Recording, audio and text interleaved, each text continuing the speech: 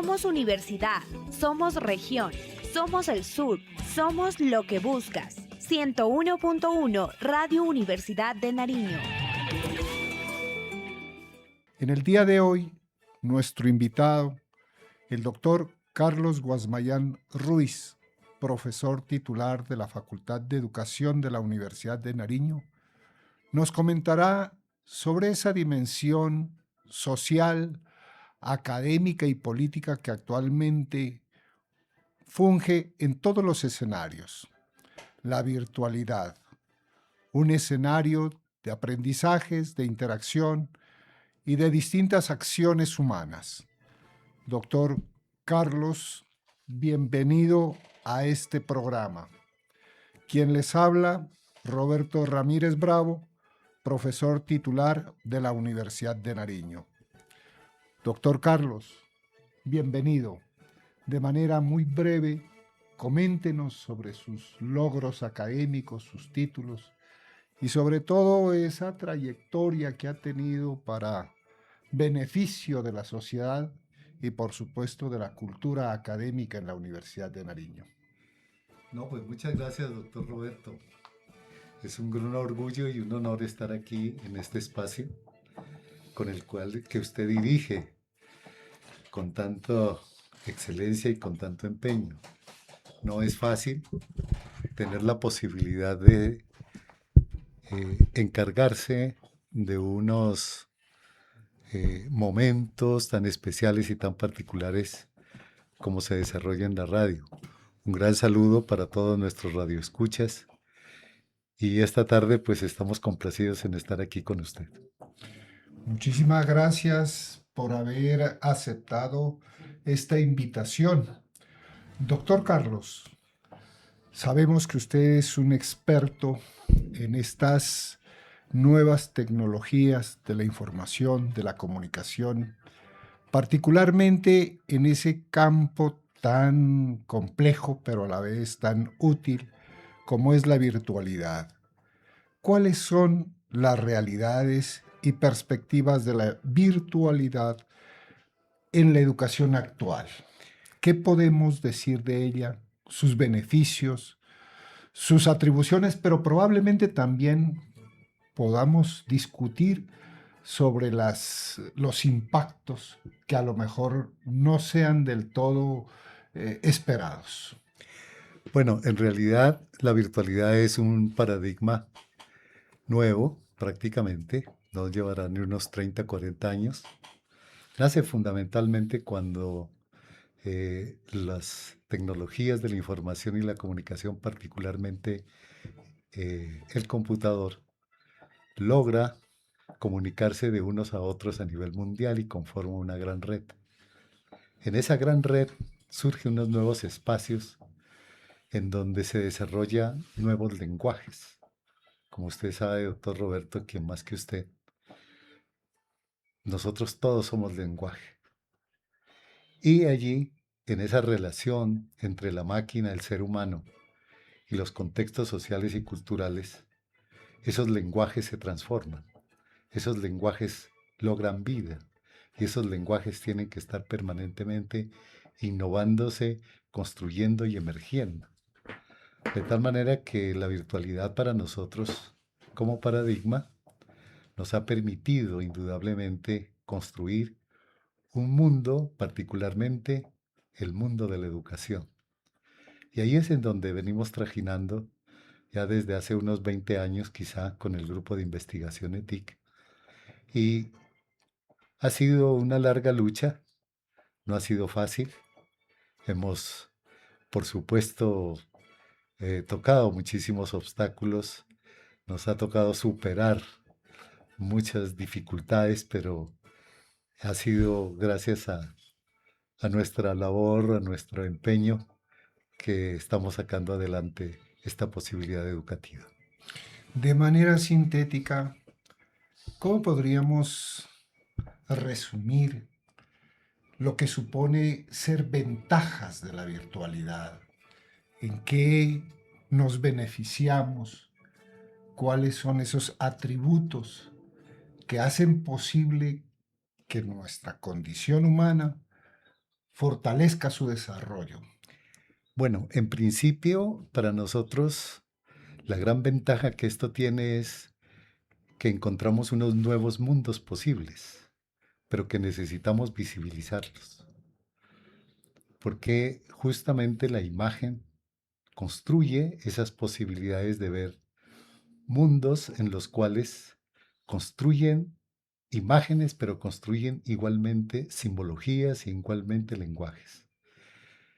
Y la máquina nos permite visibilizar esos mundos posibles. Una segunda ventaja que yo considero importante es la posibilidad que tenemos de comunicarnos a grandes velocidades. Ya antes lo hacíamos por medio de humo, luego lo hacíamos por medio de la palabra, luego se inventaron la radio, la televisión, la telefonía, el telégrafo, etc.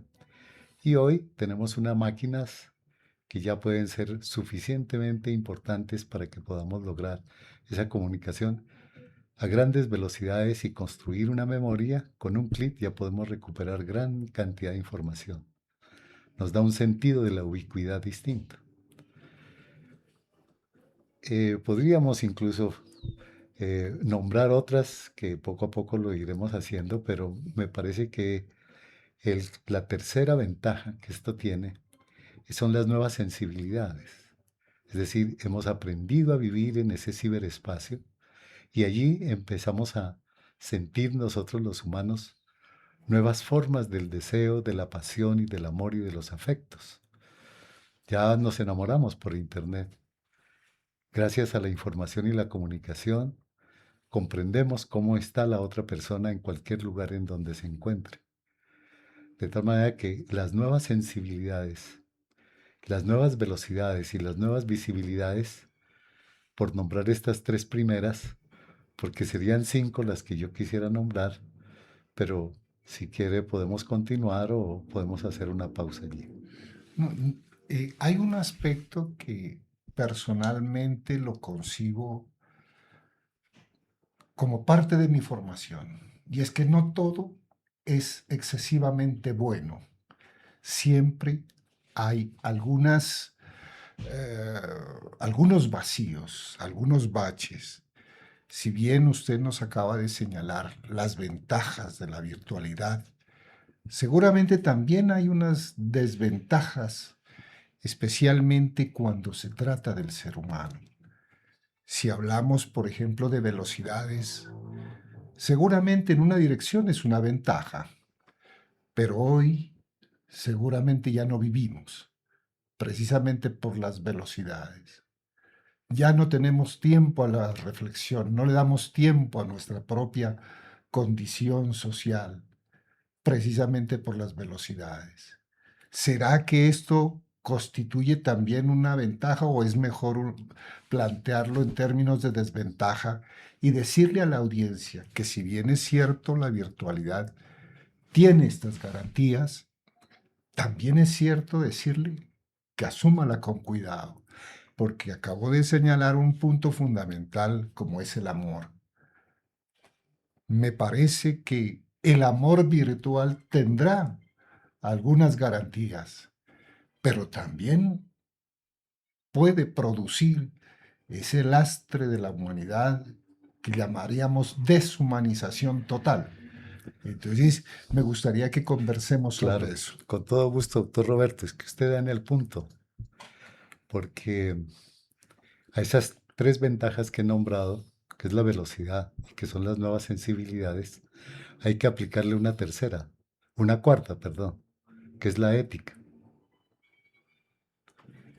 Para nadie es un secreto que hoy la humanidad, con las guerras, con los grandes desastres, con las imposibilidades que tenemos de compadecernos con el otro, cuando la humanidad se destruye mutuamente a partir de las guerras y a partir de la usura, entonces este mundo no podemos decir que este mundo es humano completamente. Las guerras deshumanizan. La máquina no deshumaniza, porque la máquina es inerte y permite que los seres humanos se comuniquen. No comunica la máquina, comunica el ser humano a través de sus lenguajes. Pero hay que aplicar ese otro sentido, que es la ética, ¿no es cierto? ¿Por qué?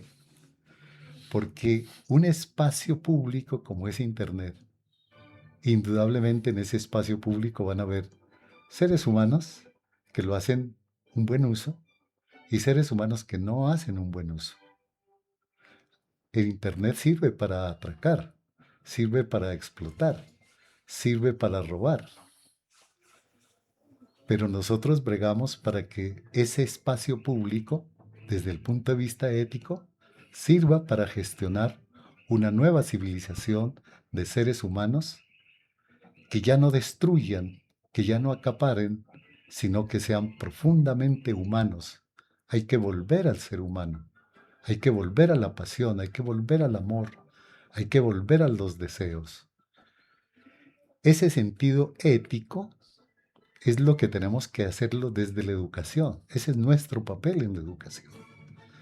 Quizá la virtualidad, por ejemplo, puede ser usado, o el ciberespacio puede ser usado para, como le digo, enriquecerse mucho más. Las élites, los que monopolizan Internet, se están enriqueciendo. Son dueños del mundo, ordenan los mensajes y nos dicen qué debemos hacer y qué no debemos hacer. Pero nosotros bregamos por un ciberespacio, por un espacio ético que nos permita ser mucho más humanos de lo humano que somos. Es decir, no robar, no destruir, todo lo contrario, gestionar un nuevo saber y un conocimiento para ser más humanos. Y eso lo hace justamente nosotros los humanos a través de la máquina. Y finalmente un cuarto, quizá un quinto, por decirlo así, o no sé si usted puede continuar conversando para que no se me vuelva un monólogo. No, tranquilo, haga la exposición y sobre esa base podríamos Sí, hacer el análisis. porque finalizaría yo aquí estos 5 puntos que yo mencionaría como ventajas que tiene que nosotros hemos venido estudiando y hemos venido realizando y los hemos sistematizado en esos 5 puntos. Y el último, el quinto punto es las nuevas estéticas. Es decir, con Internet lo que hemos aprendido es hacer nuevas cosas o hacer las cosas de manera distinta. ¿Por qué? Porque la máquina nos lo permite. Por ejemplo, hoy no es posible encontrar un investigador serio que no utilice la máquina para escribir, para investigar los mundos que Internet lo permite a grandes velocidades y que le permita ser mucho más colaborativo con los demás, ya no como las cartas que escribíamos antes, que nos llevaban 3, 4, 5 meses cuando ya los conocimientos se habían perdido o ya otros habían dicho lo que queríamos decir en la carta. Por eso era tan importante la postal, ¿no es cierto? El correo aéreo era sumamente importante. En este momento, ya esa carta que escribíamos nosotros los investigadores para poder corroborar o compartir con nuestros colegas, hoy lo hacemos a través de un clic. Y hoy conversamos en instantes y en segundos con esta persona. De tal manera que hacer nuevas cosas, por ejemplo, yo no puedo concebir en este momento que un contador público no utilice la máquina para hacer Excel y para presentar sus informes y para hacer sus cálculos. Ya aquella imagen del hombre de pelo blanco con su lápiz y papel y su borrador escribiendo en un papel para el debe y el haber, hoy la máquina le agiliza todo ese proceso. Hoy los arquitectos, por ejemplo, ya pueden tranquilamente, con un clic, transformar una maqueta completa y renderizar todo el proceso que ellos quieren presentar a sus clientes. Es decir, hemos encontrado una nueva manera de hacer las cosas. Bueno, Las ventajas que usted señala evidentemente son claras. El mundo actual las utiliza, la ciencia las utiliza. Prácticamente en todas las disciplinas se hace uso de estas tecnologías y obviamente de estas herramientas y de estos paradigmas. Sin embargo, como le decía hace un instante, algo que es totalmente bueno es peligroso. Habrá que identificar dónde están las fallas. Tanto es así que en algunos países han comenzado por generar un sinnúmero de leyes para dosificar, reglamentar y tener un acceso seguro a estas tecnologías. Porque, por ejemplo, en Australia, en España, Suecia, en los primeros 14 años de edad ya se prohibieron el uso de las redes, especialmente por el uso inapropiado que se les estaba proporcionando. En China también están haciendo lo propio. Los influencers, los youtubers y todos estos personajes que se encargan de generar tendencias están siendo educados especialmente para que si van a educar a través de las redes, a través de la virtualidad, lo hagan con responsabilidad. En Colombia todavía estamos en ciernes. En el Congreso cursan algunos principios muy incipientes de ley para reglamentar el uso de estas tecnologías. ¿Qué decirles, doctor Guasmayán, a los profesores? ¿Qué decirles a los padres de familia sobre estas tecnologías? Como le digo, considerando que si bien es cierto tienen todas estas ventajas ya mencionadas, también están las otras, por el mal uso que se le pueda dar a Sí, estos perfecto. procesos. Mire, lo peor que nos puede suceder en una sociedad es la prohibición. Cuando usted prohíbe, es más apetecida. Y las violencias se generan por la prohibición. Ahí tenemos, por ejemplo, el caso de, del narcotráfico, ¿no es cierto? En una época en Estados Unidos, la prohibición del alcohol generó grados de violencia y sinnúmero de sociedades que estaban construidas a partir de las mafias. Cuando se logró quitar la prohibición, se regularizó y se normatizó para que estos procesos fueran asumidos bajo procesos educativos y no de prohibición. Si usted prohíbe al niño, ¿sí? Tomar un celular, ¿qué es lo que va a generar? Justamente el deseo inmenso de querer utilizarlo, sin saber por qué. Entonces, para nosotros la propuesta no es prohibir. Por ejemplo, fíjese, en este momento ya hay una ley en Colombia, hecha por uno de los grandes políticos colombianos, ¿no? Que fue vicepresidente del país y nombró ministro de las TIC en Colombia. ¿Qué venía después de esa prohibición?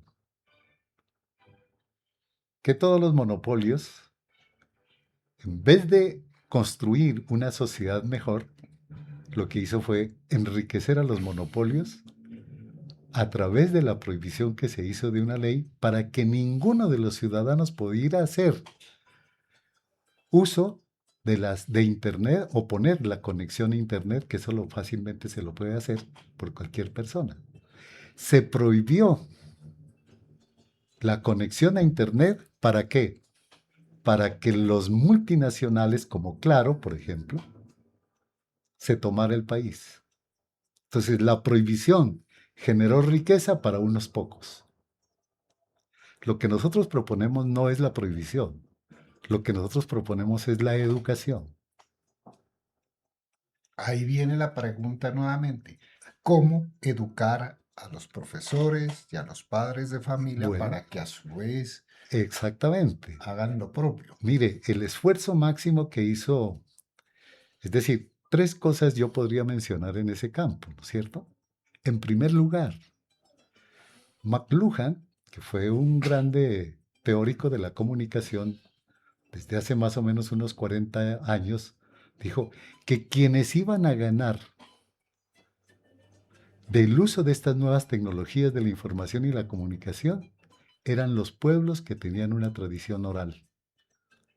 Porque mire la tendencia que estamos viviendo en este país, en Colombia apenas. En Colombia el sinnúmero de comunidades indígenas, raizales, comunidades que han sido normalmente abandonadas. Lo que estamos ganando justamente es la posibilidad de que ellos nos digan qué mundo es que queremos construir. Y ellos lo están haciendo a partir del uso de estas nuevas tecnologías de la información y la comunicación. Ese es un solo ejemplo. Pero nosotros lo que queremos hacer es que las universidades, los profesores comprendan de una vez por todas que la virtualidad es una realidad y que es el futuro. Pero si nosotros no lo hacemos a partir del uso ético, estético y comprendiendo la posibilidad que tenemos nosotros los seres humanos para aprovechar profundamente esas ventajas y esas oportunidades que nos dan las nuevas tecnologías, pues estamos perdiendo una oportunidad. Y estamos dejando que sean los monopolios internacionales. Elon Musk, por ejemplo, compró las redes sociales y él puede seguir y él domina el mundo en este momento. En contravía de un pensamiento que nosotros tratamos de impulsar aquí en Colombia, que es el uso del software libre. Aquí trajimos a Pasto, al gurú del software libre en el mundo, Richard Stallman. Aquí estuvo en Pasto, nosotros lo trajimos, para que nos dijera aquí en la Universidad de Nariño y en vivo y en directo, qué era el software libre. Es decir, que no a los monopolios, no al enriquecimiento de unos pocos, sino que construyamos desde la educación ese sentido ético y estético y que aprovechemos esas visibilidades y esas nuevas sensibilidades para construir una nueva civilización. Muy bien, doctor Carlos. Vamos avanzando en comprender que las tecnologías tienen su funcionalidad óptima, pero aún sigo insistiendo y ya lo miraremos más adelante, en dónde están esos huecos que hay que subsanar, dónde están esos baches que es necesario convertirlos en objeto de discernimiento. Bien, doctor Carlos, entramos a una etapa en la que la virtualidad ha jugado y sigue jugando un papel determinante. Los procesos educativos. En las distintas carreras, profesiones, como ya usted lo señalaba, el uso de estas tecnologías es ineludible. No se puede en las actuales circunstancias escapar a estos procesos. La misma medicina ya lo hace de manera distinta. Procesos tan complejos como cirugías, trasplantes, hacen uso precisamente de estas formas de ver y de pensar los fenómenos. ¿Cómo ve usted el desarrollo de la virtualidad en la Universidad de Nariño y en la Universidad Colombiana? ¿Cómo lo percibe?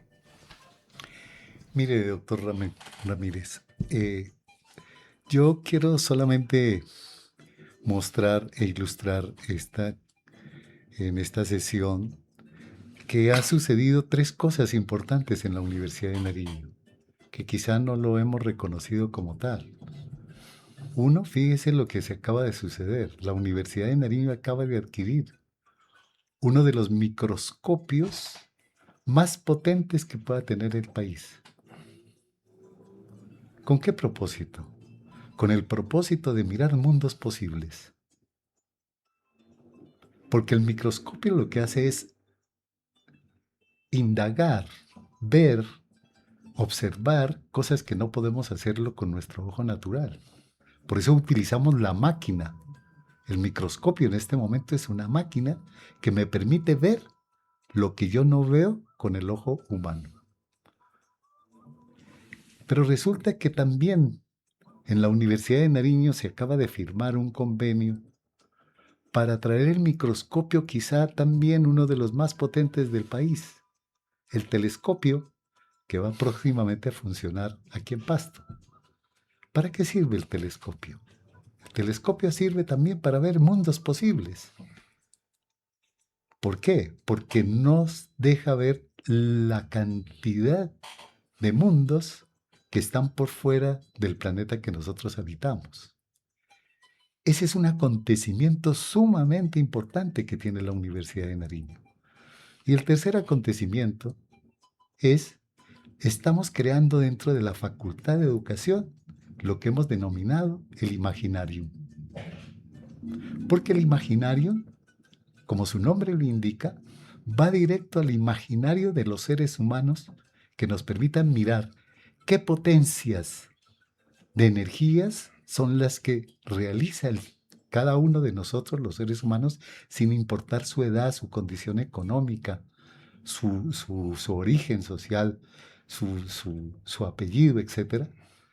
Porque la persona necesita que nosotros interactuemos en su propio imaginario para que podamos construir con él mundos posibles. Pero además, no solamente los observamos con el telescopio o el microscopio, sino que construimos con ellos lenguajes y sentido. Esa es la verdadera condición humana, construir sentido. Y fíjese, lo más interesante es que en el telescopio, en el microscopio y en el imaginario, pueden acceder todos los saberes. Aquí no limitamos al saber de la química o al saber de la física o al saber de la biología o al saber de la antropología o de la sociología. Allí estamos todos construyendo sentido. Y fíjese que, como lo decía Nietzsche en el Anticristo, ¿no es cierto?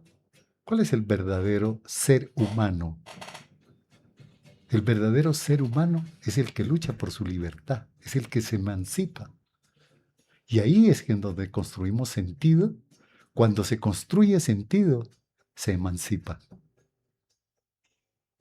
De tal manera que nosotros estamos viviendo aquí históricamente un momento absolutamente especial, que si no lo reconocemos desde la academia, desde la investigación y desde nosotros como humanos, pues hemos invertido el dinero en un gran telescopio, hemos invertido un gran dinero en el microscopio, hemos invertido un dinero en el imaginario, pero sin sentido, solo por tener el aparato. La máquina no nos sirve para nada si no construimos nosotros los humanos el sentido, en nuestro propio destino de ser más humanos que lo humano es su propia libertad, la emancipación. Entonces esa es nuestra lucha. Nuestra lucha no es por utilizar la máquina de manera correcta o incorrecta. Claro que hay que utilizarla muy bien. Nuestra lucha es por construir sentidos de vida en mundos posibles. Profesor Carlos, lo que usted acaba de decir, yo lo noto en una dirección, pero también hay otras. Y le voy a poner un ejemplo. Nosotros construíamos sentido en procesos de investigación. Cuando rastreábamos un documento y con una paz lo leíamos, lo discerníamos, lo digeríamos, hacíamos ese proceso que decía Zuleta, rumiábamos ese documento. Hoy, las tecnologías nos dicen que existe un análisis bibliométrico donde nos saca todos los resúmenes de los textos que usted desee en procesos de investigación. Y es más, muchos investigadores están acudiendo a ese proceso. Mi pregunta es, en ese instante, ¿no será que el sentido no lo estamos construyendo nosotros, sino que nos lo están construyendo? ¿No será que también en un momento determinado estamos creando una ficción sobre un sentido que no proviene de nuestra esencia, sino desde afuera? ¿No será que estamos construyendo una libertad que no la creamos desde dentro, sino desde el exterior?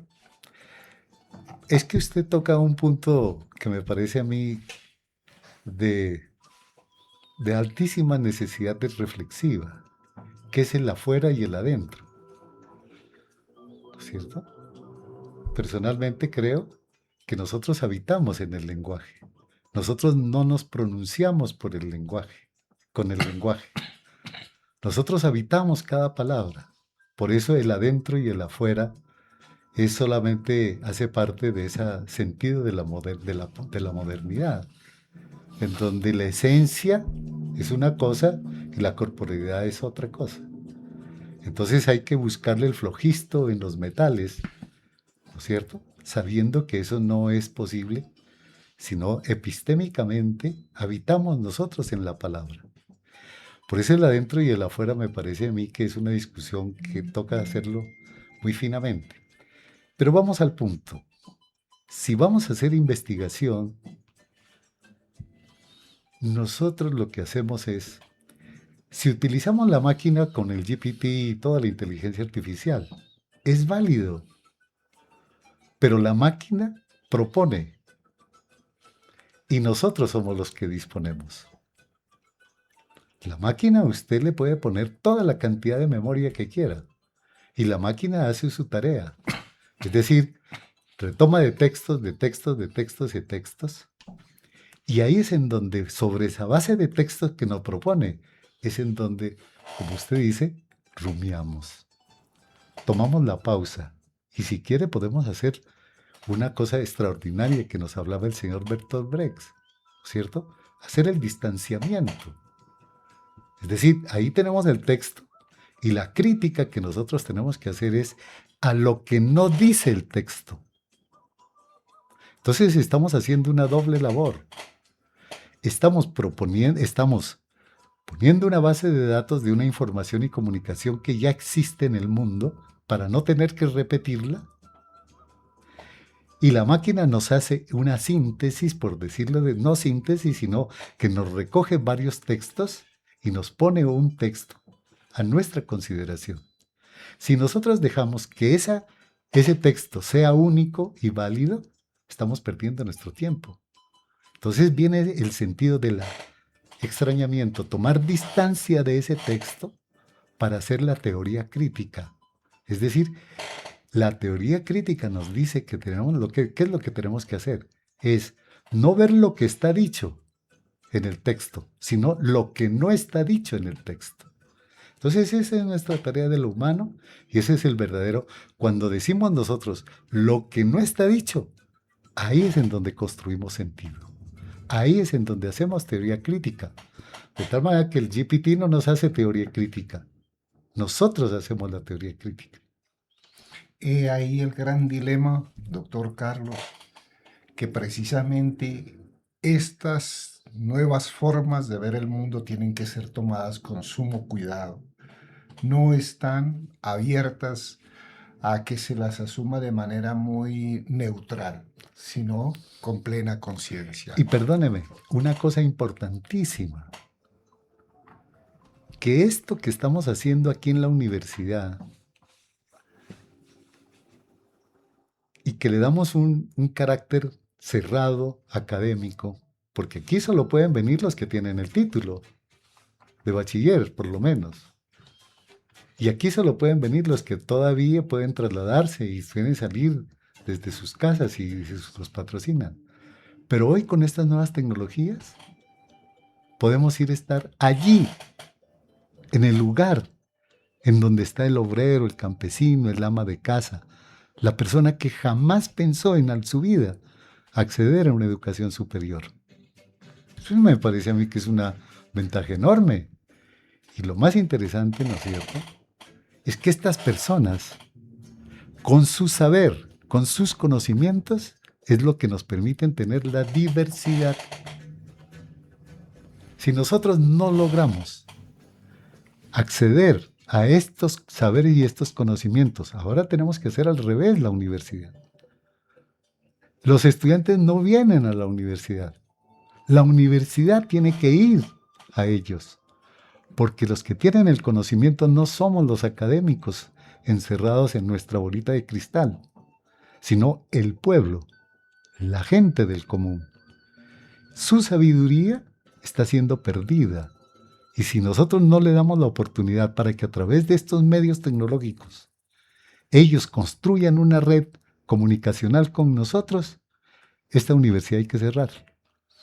Bueno, eso tiene también sus bemoles, como dirían nuestros mayores. Si bien es cierto, con estas tecnologías llegamos a las comunidades, a las culturas, hay pruebas de cómo llegaron para invadir y solapar las culturas. Y eso lo estamos viviendo con culturas como los Curripaco, que apenas empezaron a resistirse precisamente a la invasión tecnológica desmedida. Entonces, esto toca cogerlo también con pinzas Vuelvo a y con reinsistir. con una formación que en lugar de hacer un propósito o de cumplir con un propósito digno que dignifique, no vayamos a terminar en un proceso de colonización y misericordia. Totalmente de acuerdo. Por eso estamos hablando de la condición ética del uso de estas nuevas tecnologías de la información y comunicación. Por eso le digo, esto no es menor. Esto no es una moralidad de lo bueno y lo malo. La condición ética es cómo respetamos al otro para construir entre todos un saber y un conocimiento nuevo. Bueno, llegamos a una tercera fase de este programa Ciencia y Pedagogía en la Universidad. Nos corresponde ahora plantearnos procesos de investigación que den cuenta precisamente de cómo la virtualidad y el uso de todas estas tecnologías efectivamente permiten la dignificación de la sociedad. No estamos hablando de una sociedad buena o mala. Estamos hablando de una sociedad con dignidad. Y para ello quisiera comentarle alguna propuesta que emergió desde un senador que dijo que todas las escuelas tendrán que enseñar obligatoriamente inteligencia artificial. La primera pregunta que yo me hacía es, ¿y en los sitios donde no hay energía, donde la conectividad es escasa, qué hacer allá? ¿Cómo asistir en esta dirección a estas comunidades? Y hay otras comunidades que prefieren vivir en esa condición más natural porque prefieren la paz, no prefieren las velocidades, prefieren vivir un escenario de relajación. ¿Qué hacer allá? En procesos de investigación sobre el asunto. Mire, como le digo, yo creo que la vigencia de McLuhan es total en este momento. Vamos a llegar a un mundo global, decía él, pero el mundo global es aquella posibilidad que tenemos entre todos de conversar. Mire lo que acaba de suceder en Cumbal. Hace poco, en una semana antes, el embajador de la Unión Europea, con todos sus recursos que pudo reunir, ¿sabe cuál es la petición que le hicieron las comunidades indígenas en Cumbal? Solo colóquenos internet. Y hace una semana lo inauguraron. ¿Por qué? Porque para ellos internet es una ventana al mundo. Pero si lo hacemos con uso, de la ética, es decir, del respeto por el otro. Por eso nosotros tenemos que hacer ese gran esfuerzo por educar. Nosotros tenemos, por ejemplo, la maestría en educación virtual. Discúlpenme que meta la cuña aquí, pero nosotros tenemos la maestría en educación virtual. Y en este momento tenemos más de 350 graduados que están en cada uno de los territorios del país. ¿Y saben lo que nos dicen ellos? Nosotros creíamos que veníamos aquí a la maestría a aprender a manejar computadores. Pero nosotros nos hemos graduado en este instante no de magísteres en educación virtual, sino en mejores seres humanos. En esta última parte, doctor Carlos, sería interesante que conversáramos un poco en las currículas o en las estructuras curriculares de los distintos programas. Se mencionan las nuevas tecnologías, en muchas de ellas con mayor énfasis, en otras medianamente. Pero diríamos que en la generalidad está establecido seminarios, cursos, materias que tienen que ver con estas tecnologías. ¿Cuáles pueden ser las sugerencias para los docentes, para los administrativos de los programas, con respecto al tema? ¿Qué trabajos se deben destacar? ¿Qué temas de investigación son susceptibles de desarrollar? Es decir, ¿hacia dónde marcharía la academia en conjunto con estas tecnologías? Por favor, en unos 3 minuticos. Sí. No, mire, con mucho gusto, porque la experiencia que nosotros tenemos es muy interesante, creo yo, porque tenemos dos visiones del uso de estas nuevas tecnologías. La visión normal, que es sigamos haciendo más de lo mismo, pero con TICs. Esa sería una posibilidad, que no cambia nada. Es decir, cambiamos el tablero por el computador. La otra posibilidad es aquella en la cual nosotros decimos, vamos a conformar equipos de trabajo que nos permitan a nosotros conversar, dialogar y poder construir colaborativamente unas narrativas emergentes.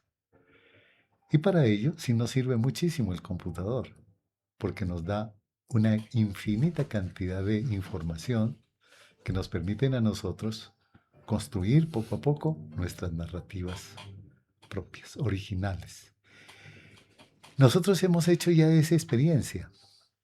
Y fíjese que de cada curso, nosotros ya no le llamamos curso ni materia, sino que le llamamos de cada pista que nosotros ofrecemos, que el profesor ofrece, emerge una narrativa original.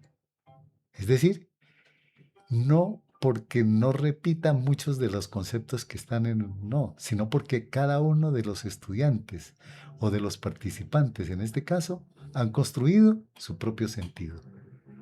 Entonces a nosotros nos parece absolutamente interesante continuar es decir, para nosotros ya no es el currículo que determina microcurrículos y contenidos a ofrecer, a repetir, sino una estructura académica que nos permita conversar para construir diálogos, conversaciones y nuevas narrativas.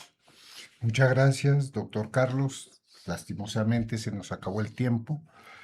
La conclusión genérica es que estas tecnologías son necesarias, urgentes implementarse, utilizarse, pero también con la debida ética que esto requiere. Llegamos al final del programa Ciencia y Pedagogía en la Universidad. Agradecemos al doctor Carlos Guasmayán Ruiz, profesor titular de la Facultad de Educación de la Universidad de Nariño. Ciencia y Pedagogía en la Universidad, todos los martes de 4 a 5 de la tarde por Radio Universidad de Nariño 101.1 FM Estéreo.